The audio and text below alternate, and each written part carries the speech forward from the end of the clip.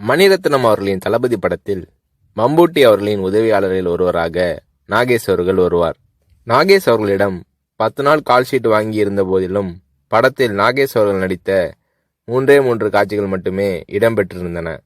பிறகு ஒரு நாள் ரஜினி அவர்களை நாகேஷ் சந்தித்த போது, மணிரத்னம் என் கால்ஷீட்டை வீணாக்கிவிட்டார், இன்னும் சில காட்சிகளில் என்னை பயன்படுத்தியிருக்கலாம் என்று நாகேஷ் அவர்கள் தன்னுடைய ஆதங்கத்தை வெளிப்படுத்திய போது, ரஜினி அவர்கள் பதிலேதும் சொல்லாமல் புன்னகை புரிந்தார். அவ்வளவுதான்.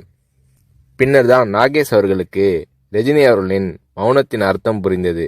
ரஜினி அவர்களிடம் பேசிக்கொண்டிருக்கும் போது அங்கே இல்லாத 3வது நபரை பற்றி குறை சொல்லி பேசினால் ரஜினி அவர்கள் அதை விரும்புவதில்லை.